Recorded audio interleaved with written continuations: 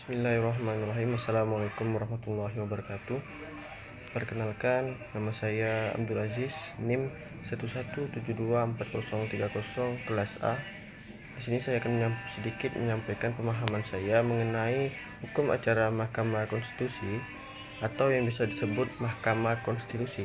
Di sini saya akan sedikit menyampaikan tugas daripada Mahkamah Konstitusi, yaitu Mahkamah Konstitusi ini dapat memberikan jaminan rasa tentram, rasa aman, dan melindungi warga negaranya apabila ada suatu penyimpangan yang dilakukan oleh penguasa atau pemegang kekuasaan, agar warga negara dapat dilindungi secara hukum apabila memang penguasa atau pemegang kekuasaan itu melakukan tindakan itu dapat ditindaklanjuti oleh MK. Nah, bukan hanya itu saja, MK juga dapat memutuskan suatu perkara atau suatu sengketa. Yang pertama itu sengketanya memutuskan sengketa antar lembaga negara.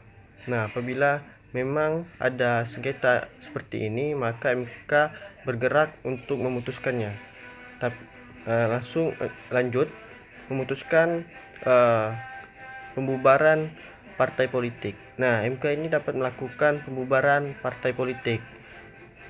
Jadi apabila ada sengketa atau permasalahan partai politik, itu tidak dapat diselesaikan secara begitu saja. Jadi harus melalui MK atau Mahkamah Konstitusi, atau memutuskan sengketa hasil pemilu. Nah, MK juga dapat melakukan memutuskan sengketa hasil pemilu yang memang apabila di dalamnya ada kecurangan. Nah, maksud MK ini tidak hanya dapat memutuskan suatu sengketa ataupun suatu perkara, dapat juga memiliki wewenang. Wewenang MK ini yang pertama itu menguji undang-undang terhadap Undang-Undang Dasar tahun 1945. Itu yang pertama. Yang kedua, memutuskan sengketa kewenangan antar lembaga negara yang wewenangnya yang diberikan oleh Undang-Undang Dasar 1945.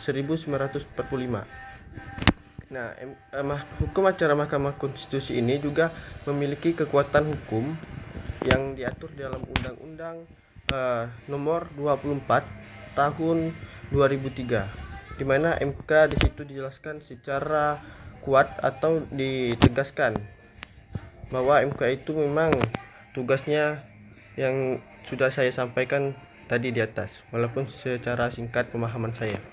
Nah, bagi saya mahasiswa, pandangan saya mahasiswa hukum keluarga Islam, tidak hanya kita sebagai mahasiswa memahami apa itu hukum Islam, tapi kita juga memahami hukum negara yang berlaku di Indonesia. Jadi memang MK ini penting bagi mahasiswa hukum keluarga untuk dipahami dan dipelajari, agar memang untuk kedepannya mahasiswa hukum keluarga Islam itu tidak hanya memahami hukum keluarga Islam saja, tetapi juga memahami hukum negara yang berlaku di Indonesia.